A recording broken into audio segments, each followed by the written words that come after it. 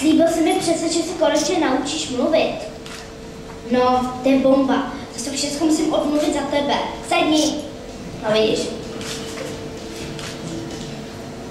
Cože? Jo. Hugo chce, aby všichni moji kamarádi z filmu přišli sem. A proč to chceš vůbec ty Hugo?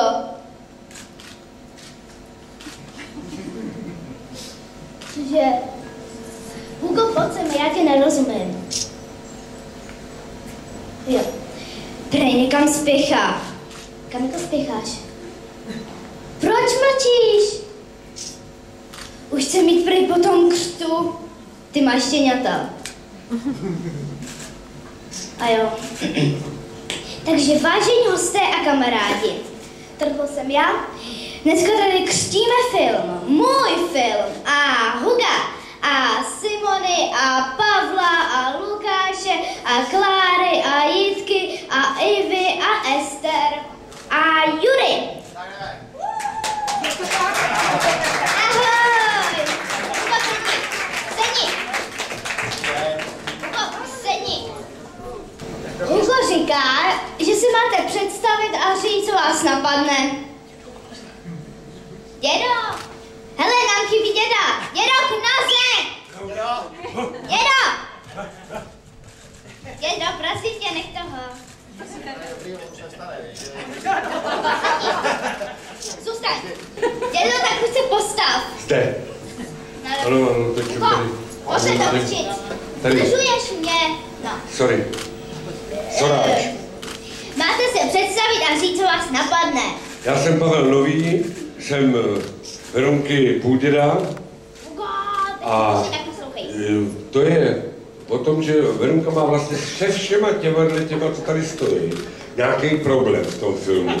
A já jsem jedinej, s kým problém nemá. Já jsem její dědeček. No jasně, určitě, no. Tak ty to teďka nech mluvit i další třeba. Italsky mám říct něco? Ne, teď... Non appena per interpretare, altrimenti senza tolerazione automatica. Prej mám i siciliánský přízvuk. Tak já dám panu režisérovi slovo. Pojď, sticha. Jo, držím hubu. Dám to panu režisérovi. Nebuď prostej. No. Tak já jsem rád, že jste sem přišli a co já bych tam řekl, no Verunko, ty jsi to zvládla úplně skvěle, měla trému a myslím si, že teda ani byste ji nedokázali rozhodit, takže super, Verčo, jako vždycky a vám všem, kteří jste tady, tak moc děkuju, protože bez vás by to nebylo.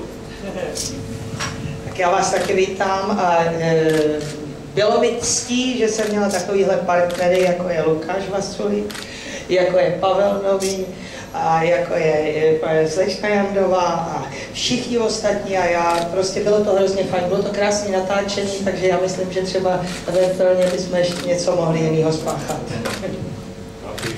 Spácháme, slibuju.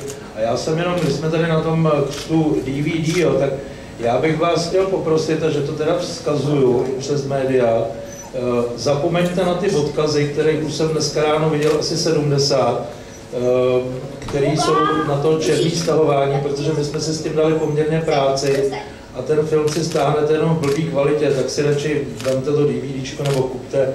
Já myslím, že to není tak strašně drahý a budete ho mít o půlku kvalitnější. Děkuju.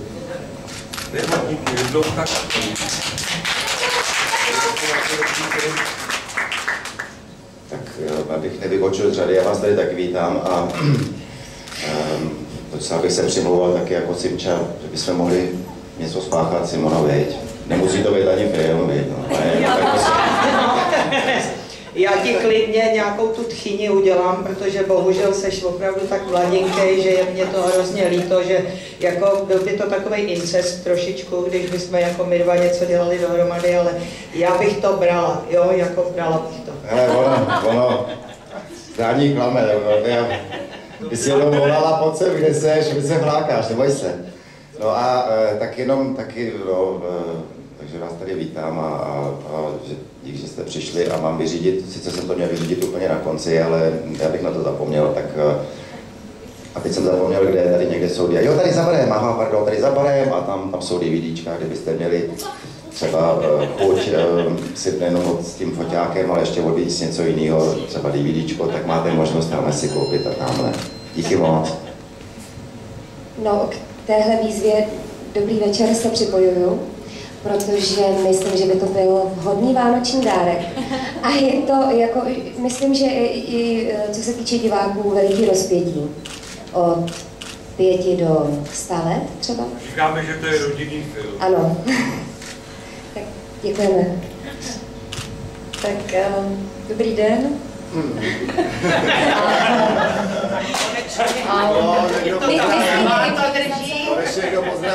Já bych chtěla říct, že v tuto chvíli jsem potvrdila, že opravdu všechny stand-upy improvizuju, že jsem bravurní a... Tak další, jo. Předám. Děkuji moc.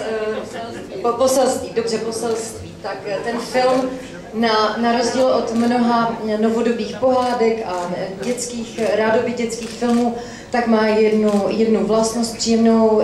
Není to taková ta užvaná agresivní věc, je to opravdu milý rodinný film a to se dnes dá říct o málo kterém filmu. Teď jsem vyčerpala svou slovní zásobu a předávám slovo své velké učitelce, guru a rétorce Ester Kočičkové. Děkuji. No, rozhodně ve filmu jsme, myslím, jediné 2 bestie, že? No, to jsem ráda, že zrovna my. Ačkoliv já na rozdíl od Ivky mám tam asi 3minutovou roli celkem, myslím. Ale vydá za mých...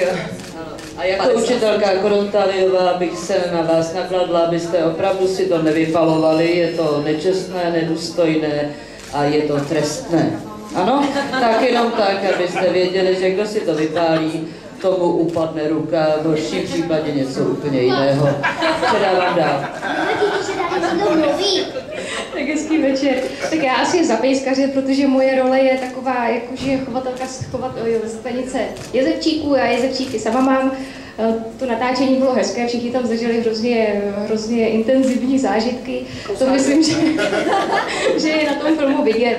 A myslím, že by to mezi granulema mohli jak pejskaři, tak děti pod stromečkem najít.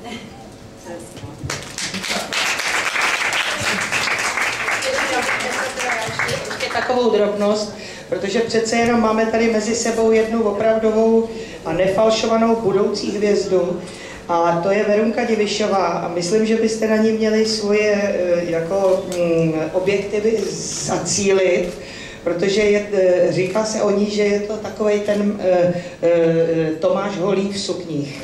Takže Verunko, já ti přeju do tvý budoucí herecké kariéry, aby se ti to opravdu podařilo všechno tak, jak by si přála. Děkuji. Tak bych to pokřtil možná. No. Betty teďka přinese DVDčko, aby jsme ho mohli pokřtít. Tak přátelé, prosím vás, soustřeďte se, protože přichází... Dědo, vybouchne to. Ne, bojím se, Dobrý, já jsem se učila schovat. vyučenej pupu, čišníkem.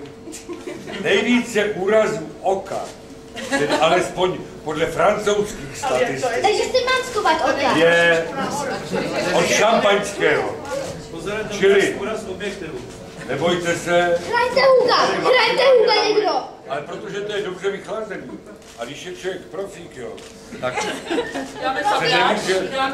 Profík, už se bojím. Takhle, můžeme udělat buď to F1, Já ještě mám práci, já nechci F1. a nebo to uděláme velmi decentně, tak pojď tam na světlo. Všichni se nadspěrně. Martin dopředu. Já vidět. Udělej to takhle.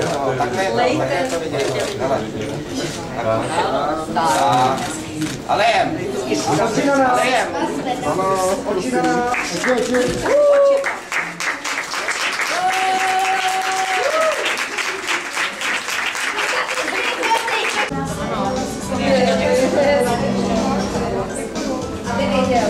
Ale taky drží na to, nebo to? Jo, to má drží to nám.